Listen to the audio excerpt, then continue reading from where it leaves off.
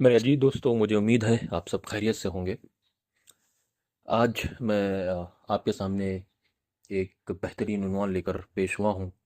तो दोस्तों, हम सभी को पता है कि हमने देश की आज़ादी में बहुत सारे फ्रीडम फाइटर्स ने उन्होंने इम्पोर्टेंट रोल प्ले किया है और उन्होंने अपनी जान दी इस देश की आज़ादी में। लेकिन हम इस चीज़ से नाआशना है कि इस देश की आज़ादी में सबसे पहले किसने रोल अदा किया और सबसे पहले किसने अपनी आवाज़ बुलंद की। तो दोस्तों, आज हम इस वीडियो में इस बात का जिक्र करेंगे और एक मुख्तसर सा बयान और मैं मुख्तसर सा जिक्र करूँगा कि हमारे फ्रीडम फाइटर्स ने किस तरह एक पहली आवाज़ बुलंद करी अंग्रेज़ों के ख़िलाफ़ और ब्रिटिश गवर्नमेंट के ख़िलाफ़।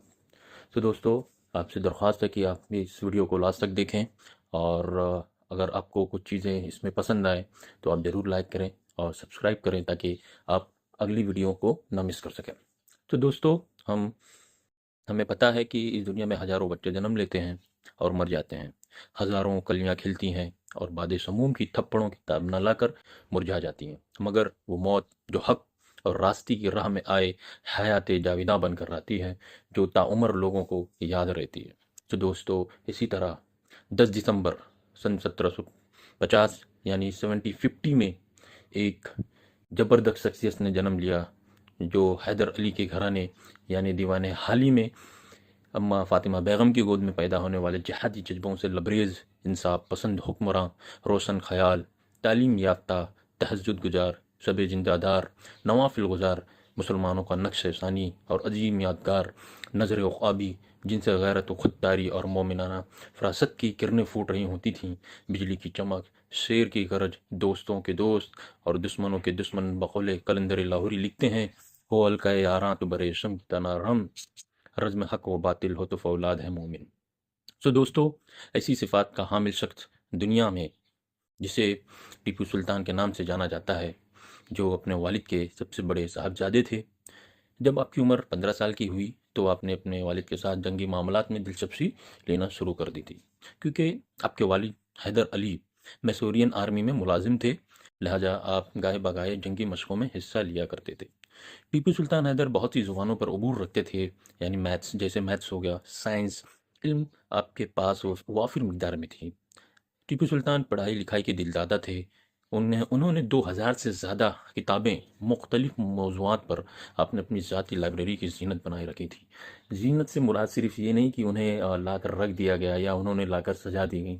उन्होंने उन्हें बाकायदा पढ़ा और उनको समझा और उन पर अमल किया। उसकी एक मिसाल ये है कि हमें ये पता है कि रॉकेट मिज़ाइल, हाँ, इंडिया में एपीजे मौलाना अब्दुल कलाम की आज़ाद की देन है।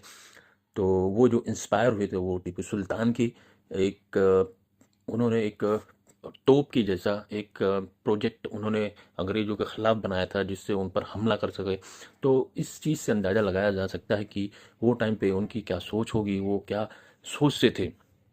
सो दोस्तों, जब ब्रिटिश ईस्ट इंडिया कंपनी के बहाने इंडिया पर कब्जा करना चाहा, तो इसी सिलसिले में टीपू सुल्तान ने अमीर अफ़गानिस्तान, फ्रांस और तुर्क सुल्तान से मदद मांगी। दोस्तों, मैं ये इस चीज़ पर ये कहना चाहूँगा कि जब ब्रिटिश इंडिया के कंपनी के नाम पर ब्रिटिश गवर्नमेंट और अंग्रेज जब इंडिया में इंटर हुए, तो वो टाइम उनका जो मेन मकसद था, मेन मोटिव था, वो ये था कि वो इंडिया पर कब्जा कर सकें, हिंदुस्तान पर कब्जा कर सकें। लेकिन टीपू सुल्तान की दूर अंदेशी ये थी कि उन्होंने समझ लिया कि ब्रिटिश गवर्नमेंट की जो मेन रीज़न है, जो वो इंडिया में आना चाहते हैं, वो कब्जा करने का एक बहाना है।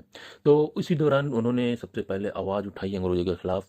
पहली आवाज़ जो उन्होंने उठाई वो टीपू सुल्तान ने उठाई और उन्होंने बहुत सारे लोगों से मदद मांगी जो उस टाइम पर सुल्तान थे, यानी जैसे उस टाइम पर अमीर अफ़गानिस्तान के फ्रांस और तुर्क सुल्तान से भी मदद मांगी। तो बहुत सारों को यहाँ पे मिसअंडरस्टैंडिंग होती है कि तुर्क वो टाइम पे जो उस्मानी एम्पायर थी, तो उन्होंने मदद नहीं की, ये डर से कि टीपू सुल्तान कहीं फ़तेह करके फिर वो हमारी सल्तनत पर तख्ता ना पलट दें। लेकिन बात वहाँ पे ऐसी थी कि वो टाइम पे उस्मानी एम्पायर बहुत सारे लोगों से लड़ रही थी, जिसकी वजह से उनको फ़ौजी इमदाद नहीं उतनी मिल पा रही थी। फ़ौजी लोग थे, उतना लोग उनके पास नहीं थे।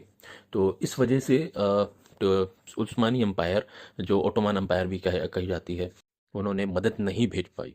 और उनको ये मदद इस वजह से चाहिए थी बिकॉज़ टीपू सुल्तान ने पहले भी उन्होंने अकेले ब्रिटिश गवर्नमेंट को अकेले जब ब्रिटिश गवर्नमेंट अकेले लड़ना चाही टीपू सुल्तान से, तो उन्होंने बुरी तरह से शिकस्त दी। तो अंग्रेज़ों को ये पता चल गया था, इसी वजह से उन्होंने दो लोग निज़ाम से और मराठा से उन्होंने हाथ मिला लिए। सो दोस्तों, इसी वजह से जब ब्रिटिश गवर्नमेंट अंग्रेज़ों ने जब फर्स्ट टाइम टीपू सुल्तान को हराने की कोशिश की, तो उन्होंने टीपू सुल्तान ने अंग्रेज़ों को ना को चने चबा